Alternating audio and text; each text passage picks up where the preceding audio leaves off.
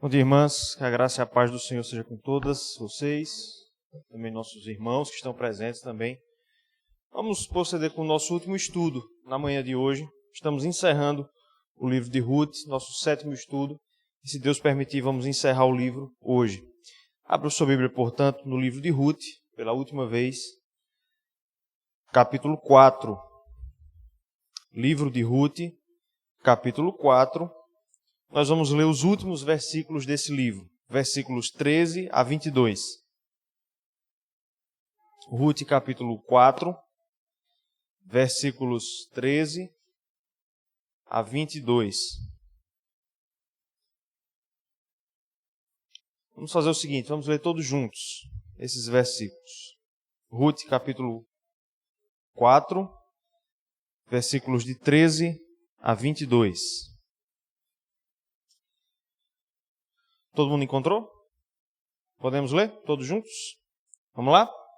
Assim tomou Boaz a Ruth e ela passou a ser sua mulher. Coabitou com ela e o Senhor lhe concedeu que concebesse e teve um filho. Então as mulheres disseram a Noemi: Seja o Senhor bendito, que não deixou hoje de te dar um neto, que será o teu resgatador, e seja afamado em Israel o nome deste. Ele será restaurador da tua vida e consolador da tua velhice, pois tua nora, que te ama, o deu à luz, e ela te é melhor do que 7 filhos. Noemi tomou o menino e o pôs no regaço, e entrou a cuidar dele. As vizinhas lhe deram nome.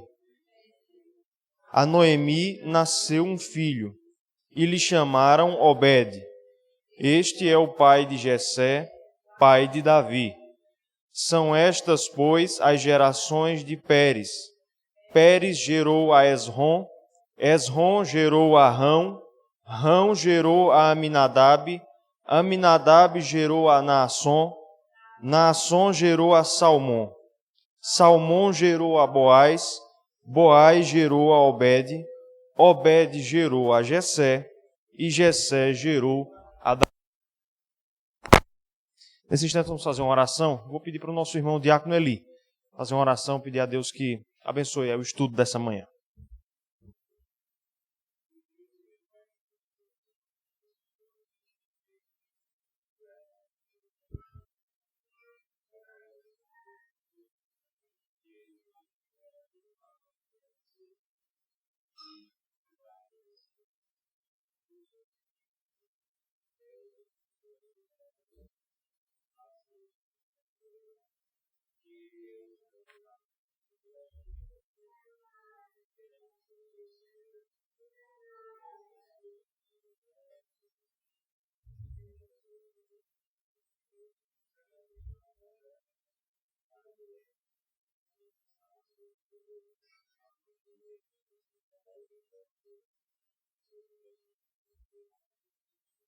Amém. Muito bem, irmãs. Hoje é o nosso último estudo nesse livro de Ruth. Foram sete estudos. E nós vamos, então, fechar hoje o livro de Ruth. Bom, fazendo uma breve revisão da história, de maneira muito resumida, né, já que nós estamos contando essa história já há algum tempo, o livro de Ruth conta a história de um casal, Noemi e Elimeleque, que saem da terra de Israel por causa de uma fome, vão para a terra de Moabe. Lá o esposo de Noemi e seus 2 filhos morrem. Noemi retorna para Israel com uma de suas noras, né, com Ruth. E quando elas voltam para Israel, Ruth vai colher, se encontra com Boaz, que era um parente de Elimeleque, a respeito do qual Noemi não mais lembrava, provavelmente ela não lembrava dele. Boaz é informado de que ele era um resgatador, que ele era parente de Noemi e que ele poderia exercer o resgate, ele poderia comprar os bens que Noemi tinha colocado à venda. Em capítulo 4, verso 3, nos informa aí que Noemi tinha colocado as suas terras à venda. Boaz é informado desse fato, ele recebe um pedido de casamento de Ruth no capítulo 3. Na lição passada nós vimos que Boaz havia aceitado esse pedido, essa proposta feita por Ruth de exercer o resgate, mas que havia um obstáculo, né? Havia um parente. Era o costume da época que o parente mais próximo ele tivesse uma preferência. Ele tinha o direito de escolha em relação ao resgate antes do parente mais distante. Então Boaz mostra a sua honestidade, a sua hombridade, procurando esse parente mais próximo de Elimeleque e fazendo a proposta, dizendo a ele que ele poderia exercer o resgate em relação às terras de Noemi e casando-se com Ruth. O homem não aceita. Nós vimos toda a estratégia que Boaz usou, né? Boaz coloca ali quais eram as obrigações que ele ia ter que exercer e ele não aceita.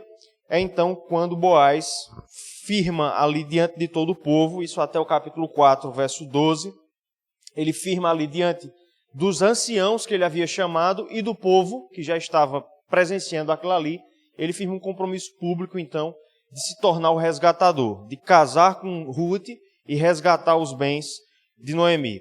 Essa sessão que nós lemos hoje é o fechamento do livro. E é interessante perceber que nos capítulos 2 e 3, o foco da história esteve sobre Boaz e Ruth. Mas agora nós vemos que a história fecha, nos fazendo voltar as atenções para Noemi. Até agora a gente estava vendo, até o capítulo 4, verso 12, a gente viu que a trama estava girando em torno desse possível casamento entre Ruth e Boaz. Mas no fim do livro, esses versículos que nós lemos, as atenções principais estão sobre Noemi. E não poderia deixar de ser assim, porque o livro começa falando sobre Noemi. Se você voltar aí para o capítulo 1, você vai ver que todo o capítulo 1 basicamente trata sobre Noemi. A história não começa com Ruth, apesar do livro ter recebido o nome dela. O livro começa falando sobre Noemi. O drama maior na história aqui é o drama de Noemi, de ter saído de Israel, perdido seu esposo, seus 2 filhos, e ter passado a viver uma vida de pobreza total. Então a história acaba fechando aí, nos fazendo colocar as atenções não sobre Ruth. Ruth vai aparecer pouco, inclusive, ela vai ser mencionada só uma vez aqui nessa parte final, mas sobre Noemi. E é interessante perceber que a história termina também nos contando o nascimento de uma criança. O nascimento de Obed, filho de Ruth e Boaz, é narrado nesses versículos. E esse é um fato, minhas irmãs, interessante que o autor coloca para fechar o livro, porque é um fato representativo da mudança que Ruth experimentou em relação ao começo do livro e ao final. Ruth era moabita, né? Isso já foi dito inúmeras vezes. Ela era de Moabe, adorava os deuses de Moabe. O principal deus do povo moabita era um deus chamado Quemos ou Camus. E uma das formas de adoração desse deus era o sacrifício de crianças. Abra sua Bíblia aí em 2 Reis, segundo livro dos Reis, capítulo 3, versos 26 e 27. Segundo livro dos Reis, capítulo 3, 2 versículos 26 e 27. Quem achar, a primeira pessoa que achar aí, pode ler esses 2 versos. 2 Reis 3, 26 e 27. Pode ler, socorro.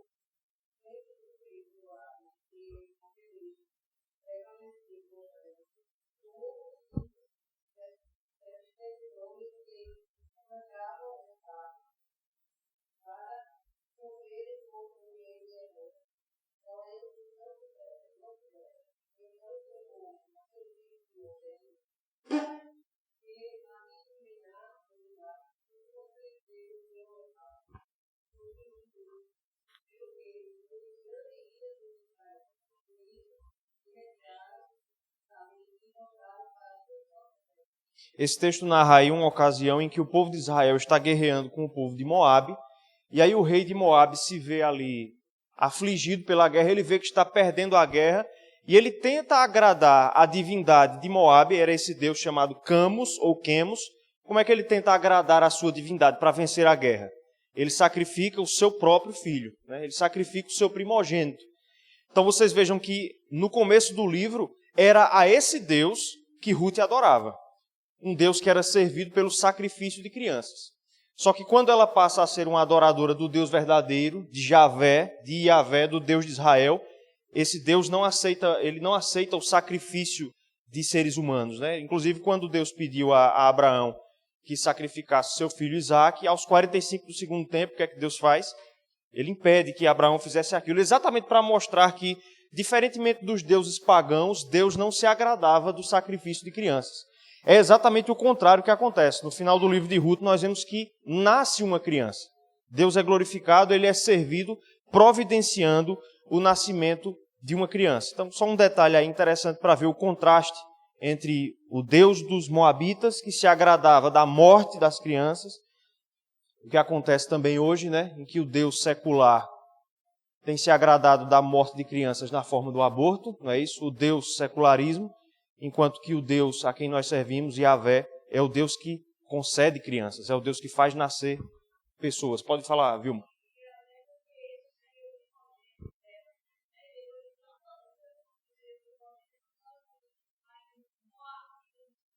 Religioso. Ela sacrificaria. Perfeitamente. Bom, tem um detalhe aqui sobre o nascimento de Obed que eu não citei semana passada, mas vale a pena a gente pensar. Eu coloquei a pergunta ali. Um nascimento sobrenatural, veja aí o versículo 13. Assim tomou Boaz a Ruth e ela passou a ser sua mulher. Aqui nós temos narrado então o casamento. O casamento deles não aconteceu na sessão anterior. O que aconteceu antes foi o compromisso que Boaz fez diante do povo de se casar com Ruth, mas ali não foi ainda o casamento. O casamento acontece aqui no verso 13. Assim tomou Boaz a Ruth e ela passou a ser sua mulher. Coabitou com ela, atenção para essa expressão, e o Senhor lhe concedeu que concebesse e teve um filho. Veja como o autor coloca uma ênfase para que nós entendamos que foi Deus que deu esse filho, o Senhor lhe concedeu que concebesse e tivesse um filho, Obed. Alguns comentaristas acreditam que talvez Ruth fosse estéril. Essa informação não é dada de maneira explícita no livro, então não é algo assim inquestionável, mas é uma possibilidade. E o livro nos dá algumas pistas de que isso é possível. Primeira delas, alguém abra e leia de novo aí, volta aí um pouquinho para o capítulo 1, verso 4 de Ruth. Outra pessoa aí, Ruth capítulo 1, versículo 4.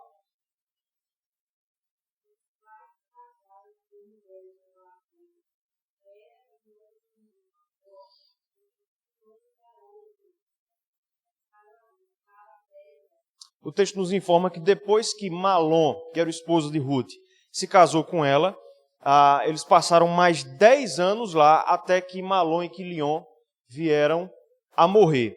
Vejam, nessa época não era um costume que os casais assim esperassem para ter filhos, né? No mundo antigo, casou, já começa a tentativa de procriar. Então o fato de Ruth passar 10 anos casada com Quilion e não terem vindo filhos, que é uma coisa que o livro nos informa claramente, que quando Malom e Quilion quando eles morreram, não havia outros descendentes ali de Noemi.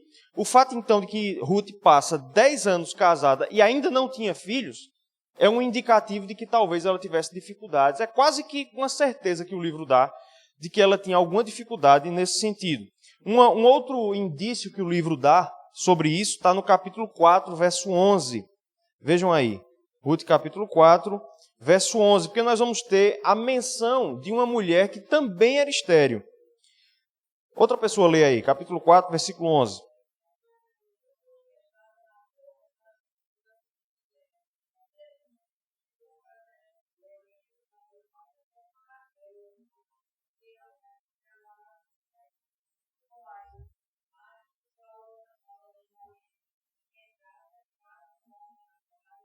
Nós temos a menção aí a duas mulheres, Raquel e Lia. Eu expliquei semana passada, elas são mencionadas aqui porque elas são as mães de Israel. Delas nasceram os homens que deram nome às 12 tribos de Israel. Mas uma dessas mulheres aqui, se você lembrar do relato de Gênesis, era estéril. Quem era? Lia ou Raquel? Raquel. Raquel era estéril, né? Aliás, era um padrão bastante comum no livro de Gênesis. Você vai ver que Sara era estéril, que Raquel era estéril. É um padrão bastante comum que a gente vai perceber no relato antigo. Então, o fato de Raquel ser mencionada pode indicar que Ruth também era estéril. Isso associado ao fato de que ela passou ali 10 anos casada e não tinha filhos. Então, o fato é que o Senhor dá esse filho a Ruth no verso 13. Versículo 14, agora nós vamos ver que as mulheres da cidade de Belém de Efrata, as mesmas mulheres que tinham aparecido lá no capítulo 1, versos 20 e 21, aquelas mulheres que quando Noemi chegou em Belém disseram, é aquela Noemi, aí Noemi responde dizendo, não me chame de Noemi, me chame de Mara. Então essas mesmas mulheres, elas vão retornar para a nossa história, vão retornar para o cenário, trazendo um novo cântico, dizendo outras coisas sobre Noemi, diferente daquelas que elas haviam dito lá no começo do livro. Então, versículo 14. Então as mulheres disseram a Noemi, seja o Senhor bendito, que não deixou hoje de te dar um neto, a Noemi, que será o teu resgatador, e seja afamado em Israel o nome deste. Então eles agora estão louvando Noemi, louvando o Senhor em face de Noemi, por causa do nascimento de Obed, que é neto de Noemi. Lembrando que ele é um neto por consideração, já que nem Noemi nem Boaz eram filhos de Noemi. Agora tem um detalhe interessante aí, eu queria que vocês me ajudassem aí. O texto diz aí, versículo 14, o seguinte, não deixou de te dar um neto que será o teu resgatador. Na lição passada, nas últimas 2 ou 3 lições, quem foi que no livro exerceu o papel de resgatador? Boaz, não foi? Não foi Boaz não é Boaz que era parente de Elimeleque, e por isso, segundo a lei, ele tinha o direito de ser o resgatador. Então por que que agora Obed é chamado de resgatador? O que é que vocês acham?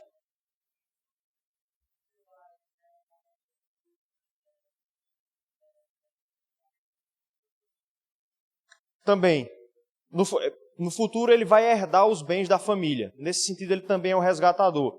Mas tem um outro sentido aqui que o autor quer que a gente pegue. Oi?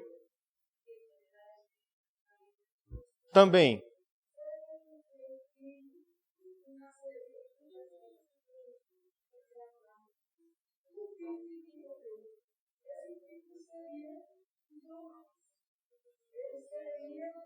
Malom. Pronto. Todas essas respostas dadas estão corretas, mas o ponto que eu estava tentando assim, acertar com a flecha é o que a Regiane falou. Vejam, lembra que eu expliquei semana passada que Boaz exerceu 2 papéis, não foi?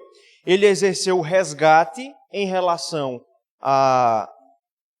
aos bens de Noemi e em relação a Ruth ele exerceu o levirato. Como parente de Malom, ele se casou com Ruth. E eu lembro que eu expliquei que essas 2 leis, em que pese na lei de Israel não estivessem associadas, a lei não dizia que o cunhado, que é o levirato, aquele que exerce o levirato, pela lei ele não era obrigado a também ser o resgatador, nem vice-versa. Mas nesse caso seria obrigatório. Por quê? Porque Noemi e Ruth eram viúvas. Então, mesmo que Boaz resgatasse os bens, comprasse os bens e esses bens continuassem na família, se uma delas não se casasse, não tivesse filhos, no futuro o que é que ia acontecer com esses bens? Eles iam se perder. Então, o resgate precisava ser exercido junto com o levirato. Isso nos mostra que o objetivo da lei, desses mandamentos, não era simplesmente conservar os bens da família, não era simplesmente evitar a pobreza. Eu expliquei isso já algumas vezes, mas esse não era o único objetivo. O objetivo dessas leis era conservar o nome da pessoa. A ideia de você conservar o nome. E no Antigo Testamento isso é uma ideia que sempre aparece. Os personagens bíblicos estão querendo ter filhos para conservar o seu nome na terra. Aí entra o que Regiane falou. Uma vez que Boaz exerceu o levirato, Obed, biologicamente, obviamente, era filho de Boaz, mas legalmente ele era filho de Malom. Então, por isso que Obed é chamado de resgatador. Ele não é resgatador dos bens, ele é resgatador do nome de Elimeleque, Malom e Quilion. Vocês entenderam isso? Vejam, o livro de Ruth tem essas coisas aí. Dava para sair no Caso de Família, Essa história toda aí, no SBT, Mas, obviamente, não naquele nível moral lá, mas num nível muito mais elevado. Mas a história é complicada. Mas a gente precisa entender para saber por que ele é chamado de resgatador. Ele seria o resgatador do nome. E aí nós vemos que é proferida sobre Obed, né, no versículo 14, finalzinho, a mesma bênção que foi proferida sobre Boaz, e seja afamado em Israel o nome deste. Por fim, ainda falando sobre Obed, o versículo 15 vai dizer o seguinte: ele, falando ainda sobre Obed, será restaurador da tua vida e consolador da tua velhice. Até aqui por enquanto. Ele será restaurador da tua vida e consolador da tua velhice. As mulheres dizem aqui que, além de ser o resgatador do nome, além de ser alguém que iria conservar o nome da família na terra, Obed seria também o consolador de Noemi, da sua avó, na sua velhice. Isso pode significar, isso pode mostrar que talvez, é uma possibilidade que os comentaristas colocam, possivelmente, quando Obed nasceu, é possível que Boaz tivesse morrido. Isso é uma possibilidade, pelo tom da conversa aqui. É possível que ou Ruth, ou até mesmo Boaz, um dos dois, tivessem falecido aqui e Noemi, mais uma vez, tivesse sofrido uma perda de parentes, mas agora Deus tenha conservado, pelo menos, Obed. Por isso vai ser dito aí que ele será o consolador, ele seria o companheiro de Noemi durante a sua velhice. Um outro indício disso é o fato de que a gente sabe, isso já foi explicado, que Boaz era um homem mais velho. Ele era mais velho do que Ruth. Então isso reforça, isso dá força à possibilidade de que ele tenha falecido algum tempo depois do casamento, né? Uma outra possibilidade, como eu já expliquei aqui, Boaz era possivelmente um herói de guerra. Lembra que eu expliquei isso? É possível que ele tenha lutado na guerra de Gideão, na revolta de Gideão. Só que a gente sabe muito bem que durante o período dos juízes, o povo de Israel era oprimido, entrava em guerra, Deus concedia libertação e logo depois o que acontecia? O povo se rebelava de novo. O que é que Deus fazia? Mandava outro povo. Pode ter sido que Boaz tenha se envolvido em outra guerra. E nessa segunda batalha ele tenha falecido. Isso aqui tudo que eu estou dizendo são possibilidades. Mas o fato é que, o que a gente tem de certeza é que Obed seria o consolador, seria o companheiro na velhice de Noemi. E agora, pode falar.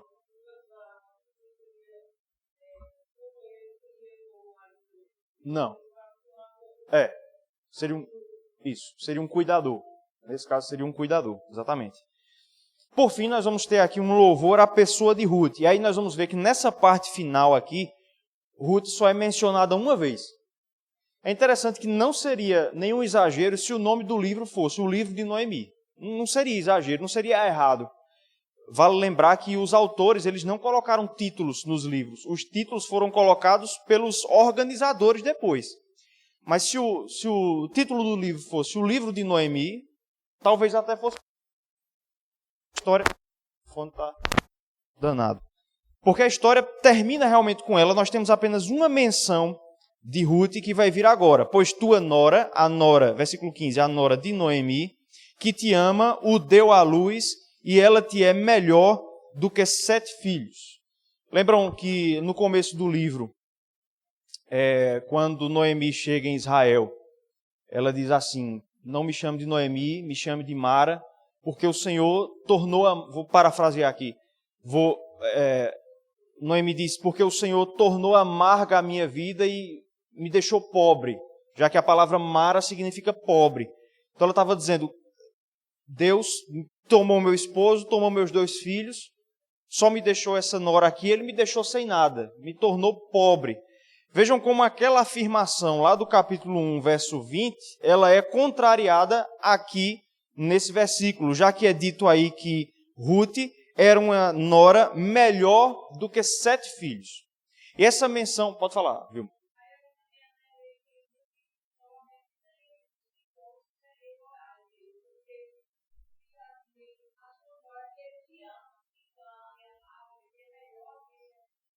Uso presente, né?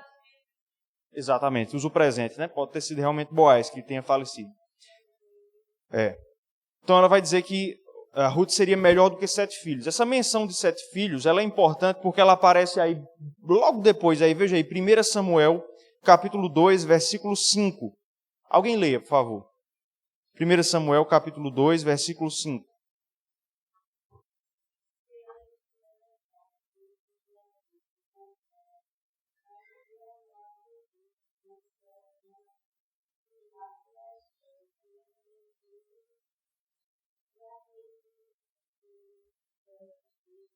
Vejam, aqui nós temos o cântico de quem? Esse texto está dentro do cântico de Ana. Quem foi Ana? Era aquela mulher que era esposa de Eucana, né? E também era estéril. Isso é um padrão muito comum no Antigo Testamento. A Escritura trabalhar com essa ideia de mulheres que não podem ter filhos, vindo a dar filhos. Então, aqui nós temos o cântico de Ana depois que a sua oração é respondida. Depois que ela consegue ter um filho, esse filho é Samuel.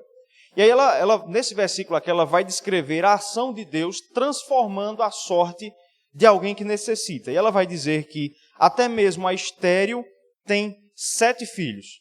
Então, Ana está descrevendo aqui uma mudança que Deus opera na vida da pessoa, tirando-a da pior situação e levando-a para a situação máxima. Até a estéril, a que tem 0 filhos, passa a ter 7 filhos. O número 7 na Escritura é um número bastante representativo. Ele significa completude, significa algo quase que santo. Então vejam que a ideia de uma mulher que tem 7 filhos é a figura da esposa perfeita no Antigo Testamento. Ela conseguiu dar 7 filhos ao seu esposo.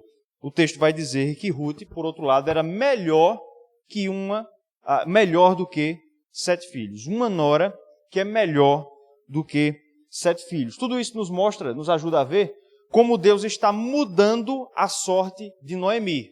Veja essas informações e vá comparando com o capítulo 1. Como ela chegou de volta em Israel e como ela termina o livro. Nós vamos ver ainda que nos versículos 16 e 17, Deus ainda continua a mudar a sorte da sua serva de Noemi. Versículo 16. Noemi tomou o menino e o pôs no regaço e entrou a cuidar dele. Verso 17 também. As vizinhas lhe deram nome dizendo, a Noemi nasceu um filho, e lhe chamaram Obed. Este é o pai de Jessé, pai de Davi. Aqui nós temos narrada uma espécie de adoção formal, uma possível adoção formal que Noemi exerceu em relação a Obed. Veja que no versículo 17 a gente tem uma informação que chama a atenção. Verso 17. A Noemi nasceu um filho. Quem foi que deu à luz a Obed? Ruth.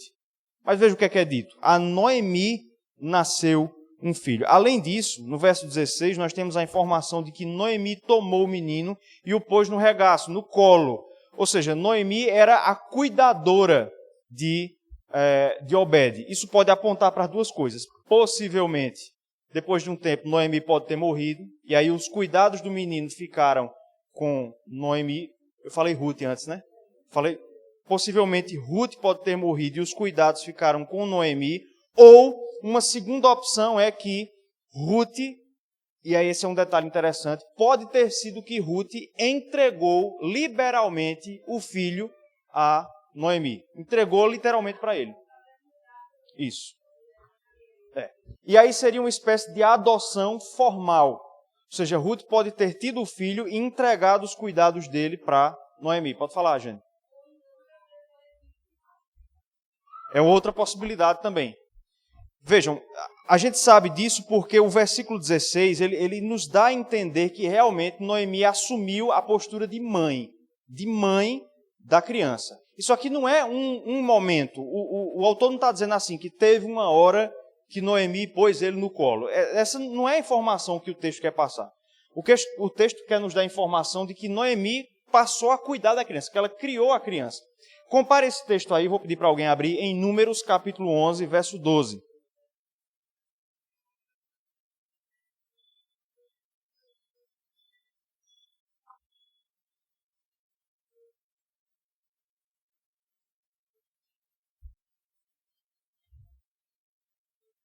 Números capítulo 11, versículo 12.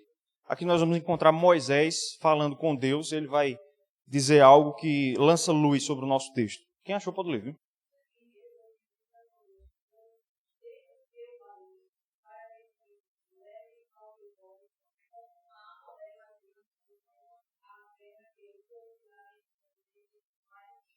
Veja, esse é um momento em que Moisés está murmurando um pouquinho com Deus por causa do peso do cuidado em relação ao povo.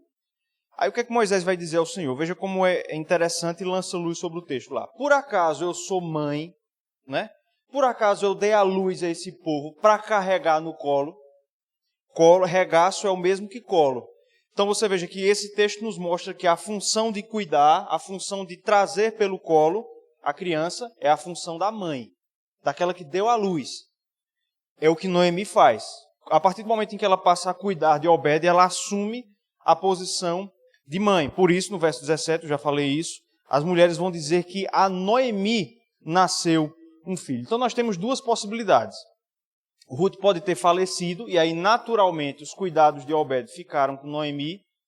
Mas, sinceramente, eu acho que o texto quer mostrar que Ruth entregou os cuidados da criança a Noemi.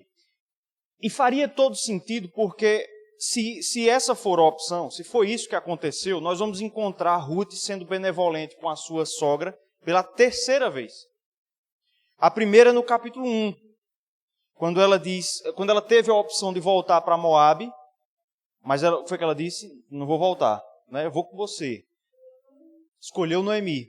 Inclusive ela chega a dizer, onde você morrer, é lá que eu vou morrer. Vou ficar com você até o fim da sua vida. O teu povo é o meu povo, o teu Deus é o meu Deus. Essa foi a primeira benevolência. A segunda é referida por Boaz no capítulo 3, verso 10. Quando Boaz vai dizer que Ruth tinha opções. Ela poderia ter se casado com jovens, né? Ela se casou com Boaz, um homem mais velho, correndo o risco de ficar viúva de novo, já que ele era mais velho.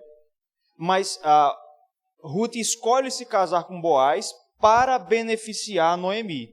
Porque casando-se com Boaz é que Noemi poderia ter os seus bens resgatados. Por isso que lá no capítulo 3, verso 10, Boaz vai dizer que esta última benevolência é maior do que a primeira. Então essa é a segunda vez que nós vemos, na verdade, Ruth exercendo graça sobre a sua sogra. Se o que nós temos aqui é que Ruth entregou, assim, benevolentemente, seu próprio filho para a sua sogra, e eu acho que o texto quer terminar nos mostrando isso. Eu fico com essa impressão. Roubou meu argumento, eu ia dizer agora. Exatamente isso. Estou brincando, viu? Mas é isso mesmo. Então, se essa for a opção, nós vamos encontrar essa tríade de benevolência. 3 vezes.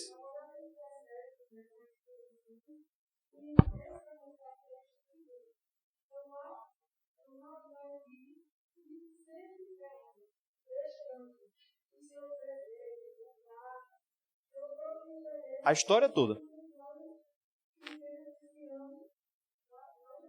A história inteira é isso que vai acontecer. Então, faria todo sentido, porque nós encontraríamos aí um exercício de renúncia no começo, no meio e no fim da história, fechando. E, obviamente, foi o que Vilma falou, nós teríamos aí, obviamente, um link quase que idêntico entre Ruth e Ana. Ruth e Ana. Ambas podem até ter sido as duas estéreis também, que seria outra semelhança, ao terem o seu filho, entregam ao outro. Né? Ruth teria entregado a Noemi, e Ana, a gente sabe, ela entregou ao próprio Deus, entregou ao templo para o serviço do Senhor. Então nós vemos aí que possivelmente foi isso que aconteceu. Já falamos sobre isso, mas vale a pena repetir. Por Boaz ter exercido o levirato, já expliquei isso, a criança era oficialmente filha de quem? De Malom. E, portanto, descendente de Elimeleque e de Noemi. Então, essa característica, o fato de que aquele filho era um filho fruto de levirato, legalmente era filho de Malom, talvez tenha sido isso que tenha movido Ruth a entregar essa criança. Então, já que ela é legalmente de Noemi, de Elimeleque, de Malom, então eu vou tornar fático o que já é de direito. Poderia ser isso. O fato é que o que a passagem quer que nós enxerguemos é a graça, é esse caráter renunciador de Ruth. E aí eu vou dar um spoiler aqui já do próximo livro que a gente vai ver. Esté também vai apresentar essa característica. Lembra que ela é introduzida no templo e tem uma hora que Mordecai manda dar uma bronca nela lá? Olha, você não pense que porque você está no templo aí você vai escapar, não. Porque havia um decreto para para que os outros povos fossem autorizados a subjugar os judeus, né? Você não pensa que você vai escapar, não. Na verdade, é exatamente por isso que Deus te colocou aí. Então, vocês vejam, Esther também vai entrar nesse dilema. Ela tinha a opção de se calar, se passar por uma mulher estrangeira e viver a vida inteira, uma vida de regalias dentro do templo.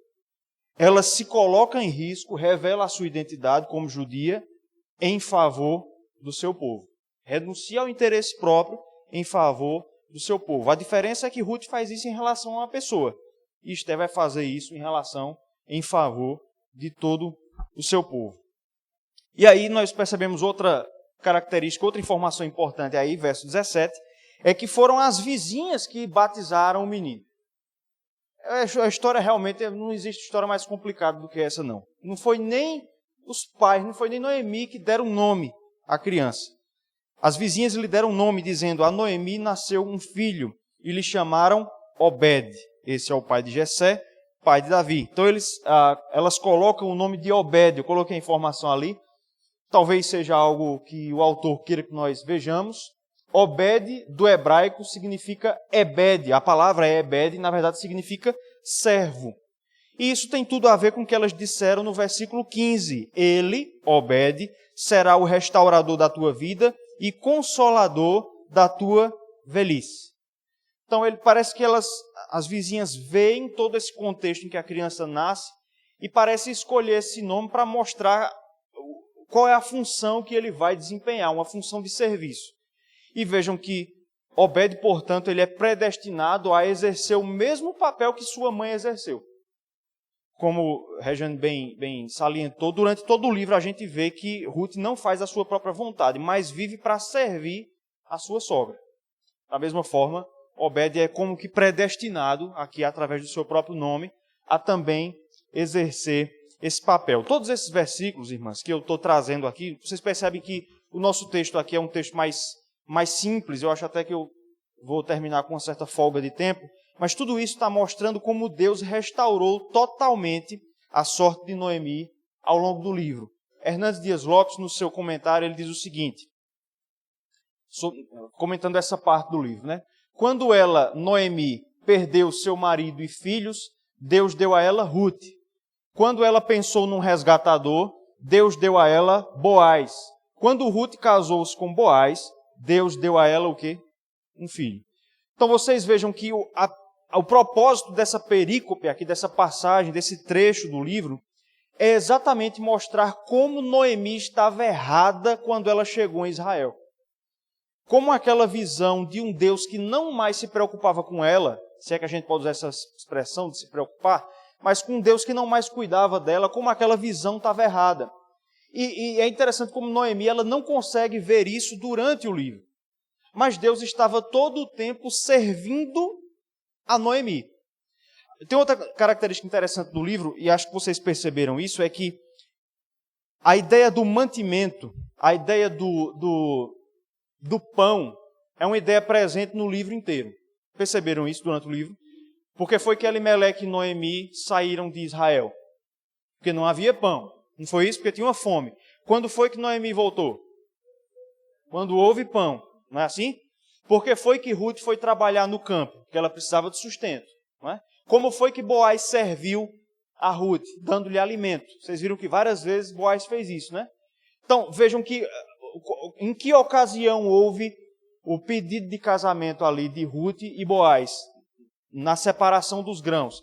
Então, vocês vejam que essa questão do pão, do mantimento, ela percorre toda a história. Mas é interessante notar como Deus não cuidou de Noemi, em primeiro lugar, dando pão a ela, dando sustento, mas dando... O que é que vocês diriam? Qual foram as três coisas que Deus deu ali na frase? Dando pessoas. Dando pessoas. Não é isso? Quando ela perdeu seu marido e filhos, como foi que Deus restituiu isso? Com uma pessoa, com Ruth, que vale mais do que 7 filhos, segundo o próprio livro, não é isso? Quando elas precisaram de mantimento, não foi simplesmente mantimento que Deus deu uma pessoa, Boaz, não é isso? E quando, Noemi Ainda bem que Esté tem menos nomes. São. E quando Noemi precisou de uma posteridade, como foi que Deus respondeu isso? Com outra pessoa, com Obed. Então vocês vejam que apesar do livro ter esse roteiro falimentar, né, falando sobre alimento, sobre pão, sobre sustento, sobre pobreza, isso é só a camada de cima do livro. A real história do livro é como Deus abençoa concedendo pessoas. Vejam como isso é poderoso para nos ensinar nos tempos em que nós vivemos, em que a nossa sociedade é tão materialista, né? Materialista. Deus nos abençoa, acima de tudo, com pessoas. Por exemplo, os membros da igreja. O fato de nós termos uns aos outros, de estarmos na mesma igreja, numa mesma membresia, isso é uma bênção de Deus. Isso é o verdadeiro sustento de Deus. Pode falar, Vera.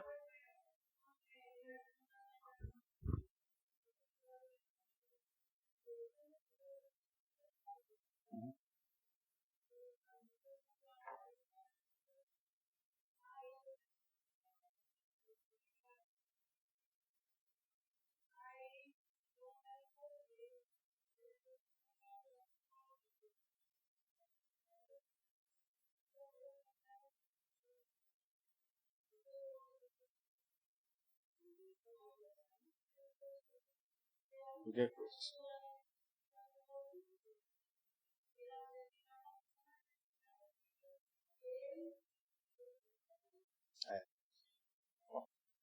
Essa história aí é literalmente a materialização do que a gente está vendo aqui. Hoje de manhã, antes de vir para a igreja, eu estava se arrumando, eu estava comentando com o Islane assim, falando sobre algumas coisas, sobre as crianças da igreja. O Islane fala muito por causa da classe.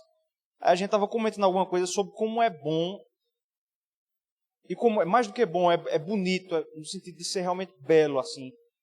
Você ter conhecido uma pessoa na igreja e estar presente no casamento, no batizado dos filhos, e ver os filhos crescer, e daqui a pouco esses filhos casam, você está lá no casamento também. Veja, numa sociedade materialista, assim, uma sociedade econômica como a nossa, rememorar essas coisas, entender o caráter do Evangelho como sendo a reunião de pessoas num mesmo povo, especialmente na nossa denominação, que subscreve a teologia do pacto. Deus entrou em um pacto por meio de Jesus Cristo e comprou para si um povo. Isso é muito educativo para nós. Pode falar.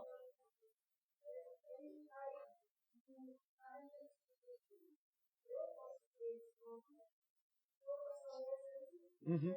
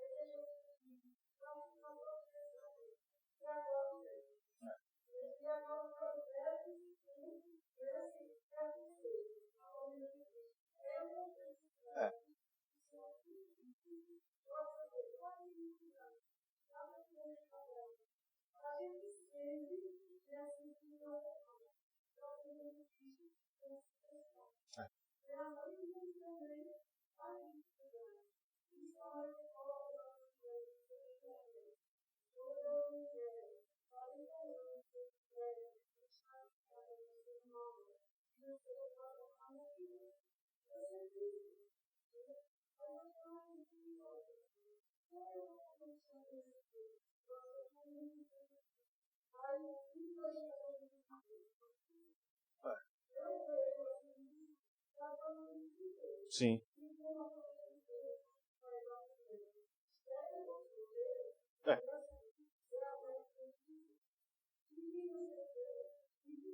Exatamente.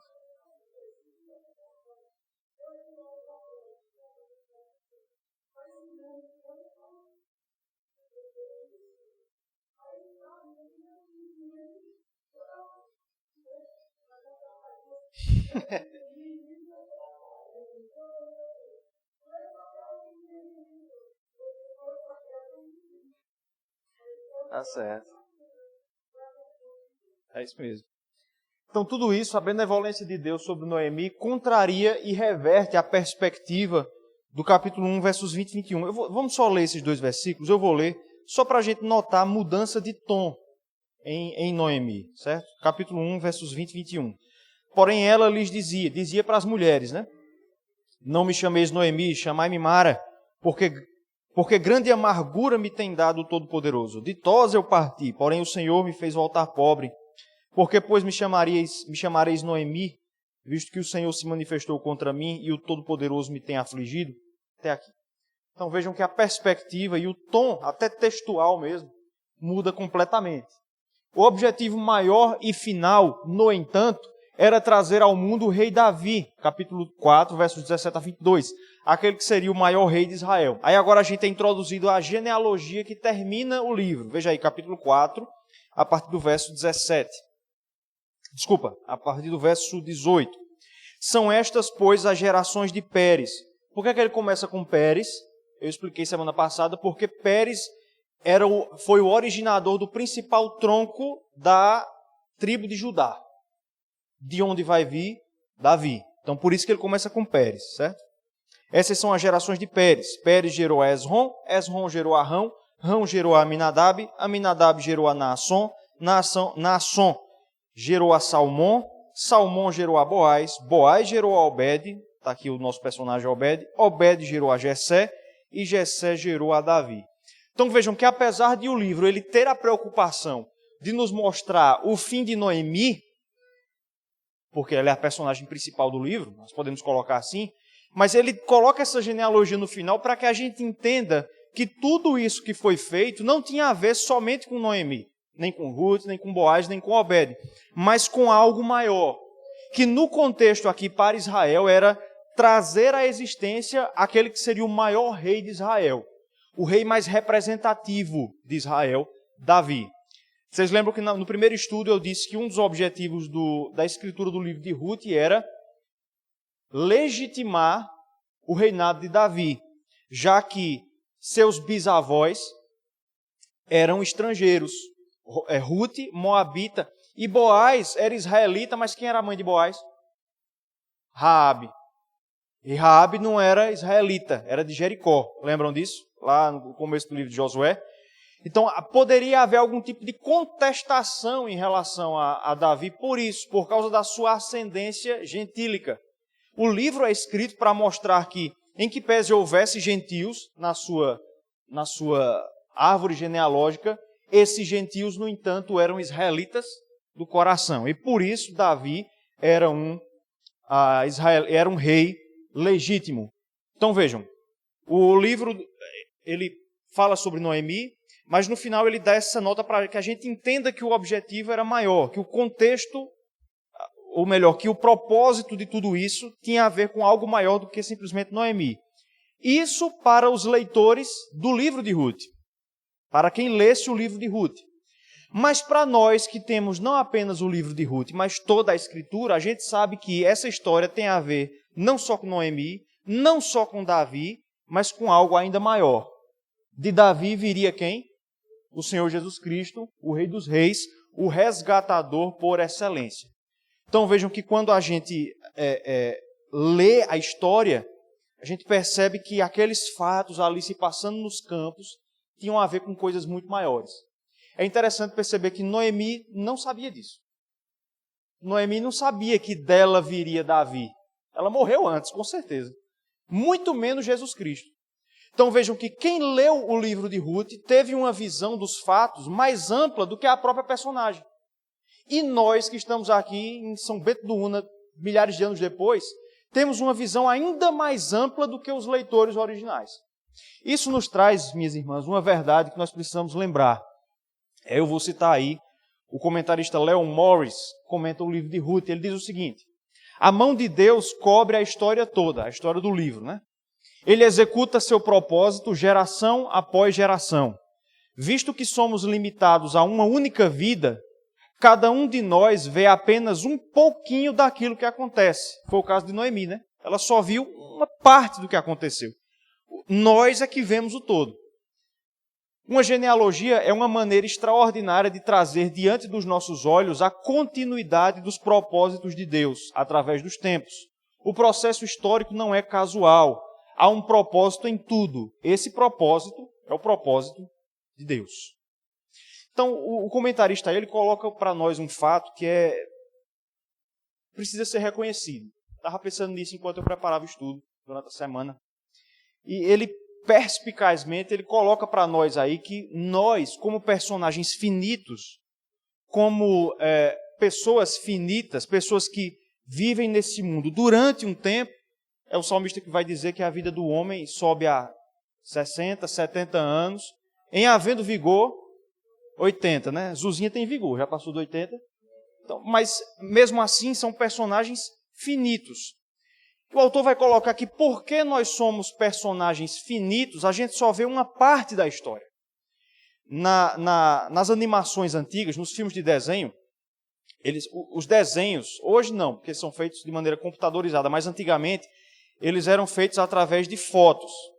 Você pegava várias fotos de um mesmo personagem e ia mudando a posição dele, e quando você reproduzia todas as imagens de maneira muito rápida, é essa reprodução rápida que dá a ilusão de movimento.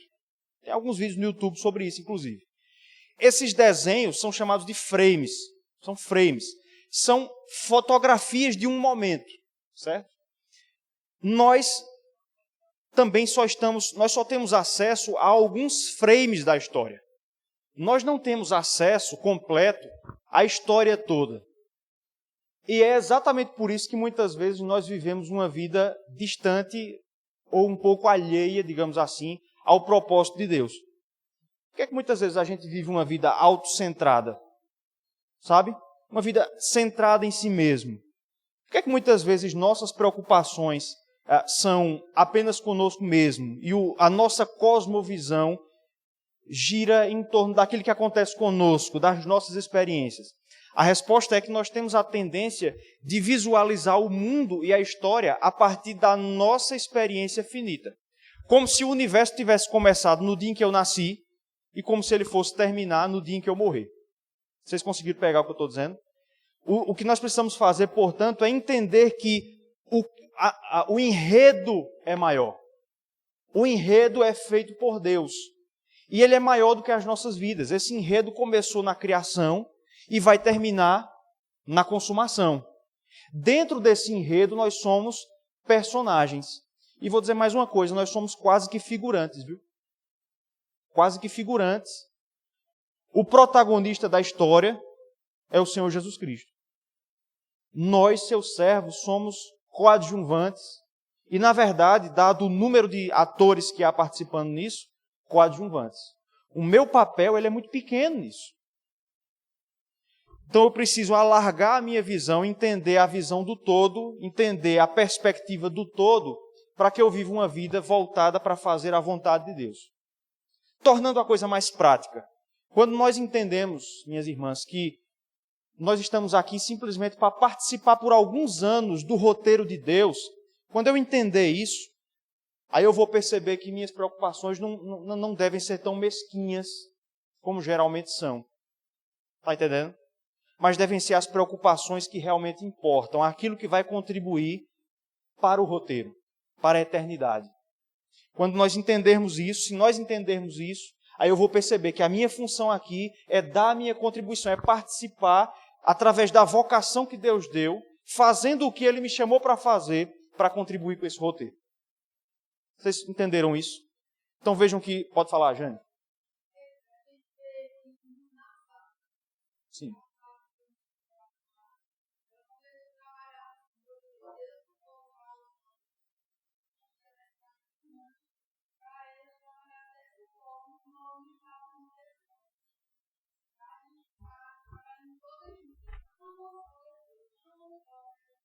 Isso.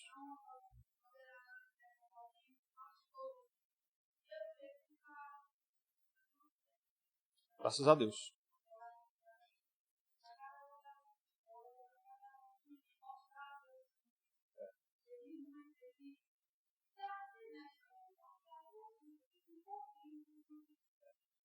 A nossa tendência, do ser humano, né, qualquer um, como eu falei, eu estou até sendo um pouco repetitivo, mas de realmente...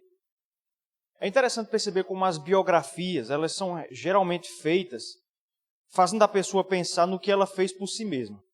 fulano de tal nasceu em tal ano e cresceu e se tornou isso e atingiu não sei o quê e depois morreu.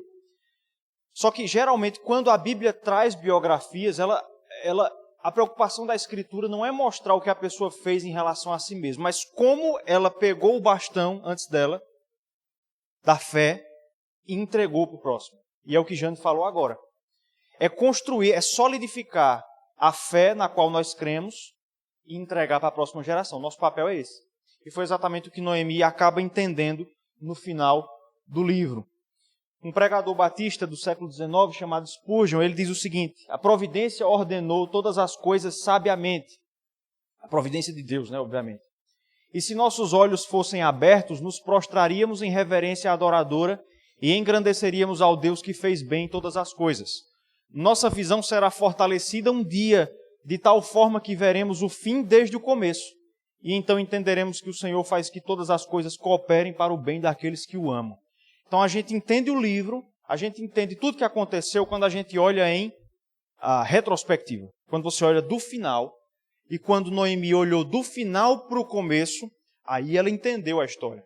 A mesma coisa acontecerá conosco. Às vezes acontecem algumas coisas na nossa vida que a gente não entende bem. O que é que Deus está fazendo assim? Mas a gente não entende porque a gente ainda não consegue olhar em retrospectiva. Só que lá no final da história, quando a gente olhar para tudo de trás para frente, aí assim como no livro de Ruth, vai tudo fazer sentido. E aí ficará muito claro que o Senhor fez tudo para o bem daqueles que amam a Ele. O que é que a gente tira como lição? Vejam como a gente consegue fazer alguns paralelos. Primeiro, como Obed foi dado a Noemi, Deus nos deu um filho, seu filho, para ser também o nosso resgatador. Abra aí no livro de Isaías, capítulo 9, verso 6. Livro do profeta Isaías, capítulo 9, verso 6. Outra pessoa abra aí já, por favor, em Gálatas 3:13. Isaías 9:6, outra pessoa, Gálatas 3:13.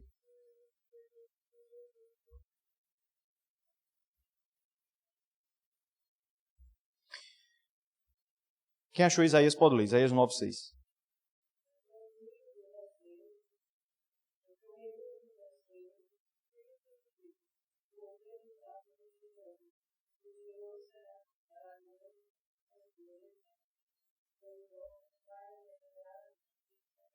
Vejam que assim como Obed foi dado como filho a Noemi, o texto diz isso, no final as mulheres disseram, a Noemi nasceu um filho, assim também o profeta Isaías vai dizer que Deus nos deu um filho. Jesus é descrito aqui como sendo o filho nosso, dos leitores aqui, porque um menino nos nasceu, um filho se nos deu.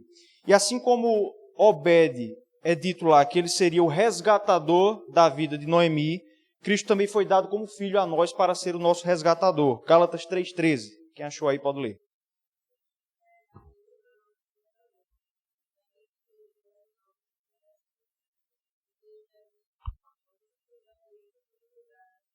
Veja a conexão com Boaz e com Obed. Cristo nos resgatou. Ele é o nosso resgatador. Essa é uma primeira conexão que a gente consegue fazer. A segunda, esse resgatador, Cristo, também é nosso consolador nos dias difíceis desse mundo. Lembram lá que as mulheres disseram que Obed seria o consolador de Noemi na sua velhice? Lembra dessa palavra? Consolador. Abra aí no Evangelho de Mateus, capítulo 28. Mateus, capítulo 28. Verso 20. Mateus 28, 20.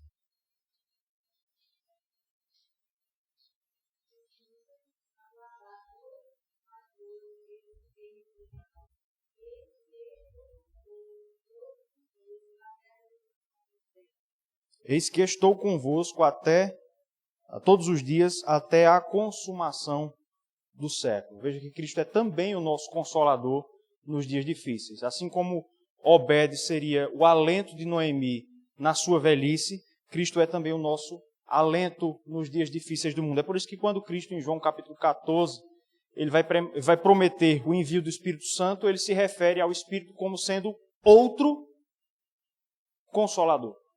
Outro consolador.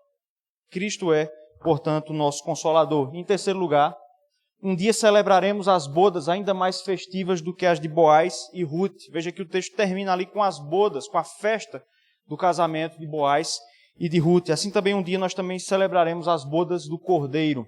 E por último, até lá, o Senhor deseja usar as nossas vidas para propósitos muito maiores do que nós mesmos, a fim de que outros filhos da promessa sejam nascidos pela fé. Então vejam que assim como no fim do livro nós percebemos que Deus fez tudo na vida de Noemi para algo maior do que ela, para trazer o rei Davi, assim também Deus deseja usar as nossas vidas para fazer algo maior do que nós mesmos, para trazer outros filhos da fé ao nascimento. E aí eu vou terminar agora realmente o livro de Ruth contando uma história, ainda sobre o livro.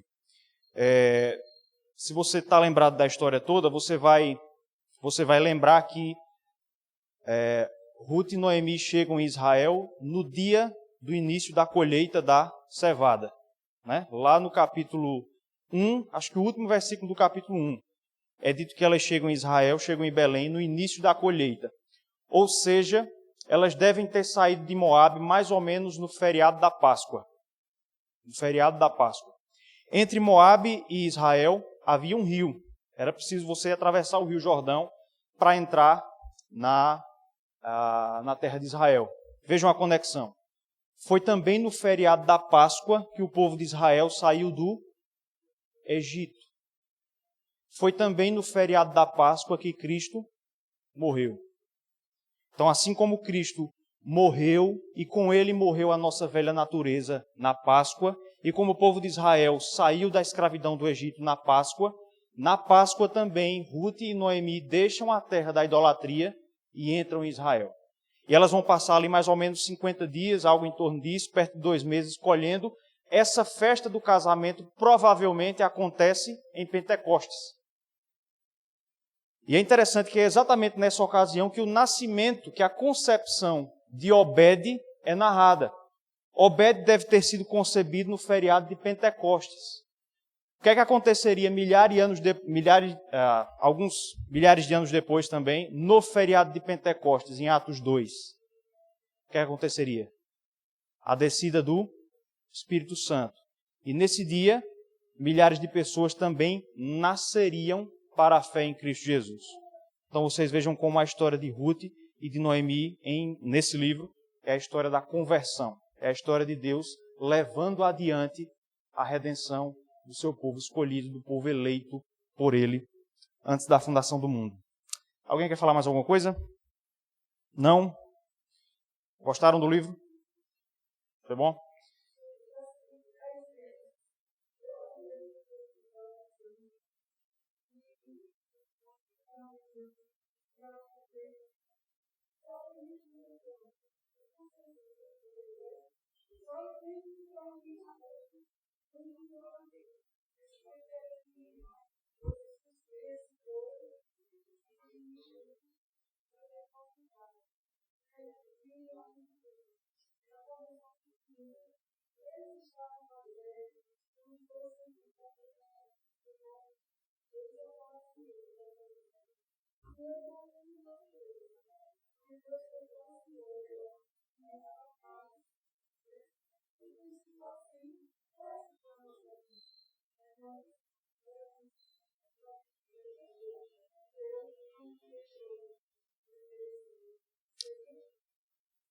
E nos trouxe para a sua vontade também, né?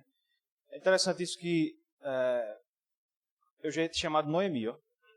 Eu falei tanto que... É interessante isso que Rejane falou, porque a vontade de Deus era trazer Ruth e Noemi para a sua terra, né? E o autor aos Hebreus vai dizer que nós já chegamos a Jerusalém. Ou seja, Deus nos trouxe também. Vocês têm chegado à cidade celestial, a Jerusalém, a igreja dos primogênitos de Deus, ele vai dizer. Ou seja, Deus fez exatamente isso conosco, quando nos tirou da nossa Moabe, da terra da incredulidade, e pela fé nos transportou para o reino do Filho do seu amor. Minhas irmãs, semana que vem eu não darei a lição, convidei o nosso irmão Vitor, ele trará uma lição especial aí. E depois temos o domingo de carnaval, depois, se Deus permitir, vamos começar o livro de Esther. Se Deus permitir. Deus nos abençoe e até lá.